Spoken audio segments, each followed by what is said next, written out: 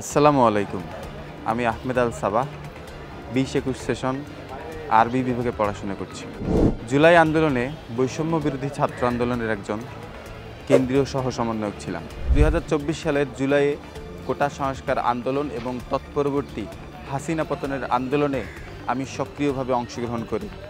রংপুর থেকে 2 আগস্ট জীবনের ঝুঁকি নিয়ে ঢাকায় আগমন করি এবং 4 আগস্টে আমরা হলপাড়ার যে হলগুলো ছিল সেগুলো স্বাধীন করি। পাশাপাশি শেখ মুজিবুর রহমান হলে তালা ভেঙে ঢুকে অবস্থান নেই এবং পরদিন 5 আগস্ট ছাত্র জনতার গণবিজয়ে অংশগ্রহণ করি। 5 আগস্ট পরবর্তী সময়ে বাংলাদেশে আমাদের আশানুরূপ রাজনৈতিক পরিস্থিতি আমরা পাইনি। বাংলাদেশে চলমান রাজনৈতিক সংকটাবস্থা অবলোকন করে নিজ উপলব্ধির জায়গা থেকে ঢাকা বিশ্ববিদ্যালয়ের কেন্দ্রীয় ছাত্র সংসদ নির্বাচনে শেখ মুজিবুর রহমান হল সংসদে আমি একজন জিএস প্রার্থী হিসেবে আপনাদের সামনে হাজির হয়েছি।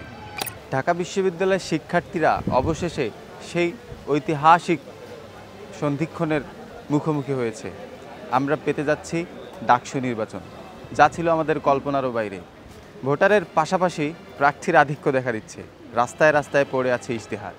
সেই জায়গা থেকে আমি বলতে চাই, কোনো কাগজে ইশতেহার নয়, আমার কাজই হবে আমার প্রতিশ্রুতির একটা অংশ।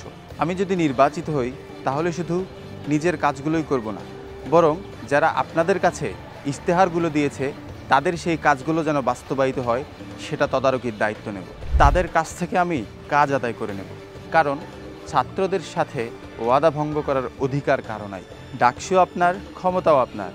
তাই আমি বলি, কথা নয় কাজ চাই, আর সেই কাজ আদায় করে নেব আমি।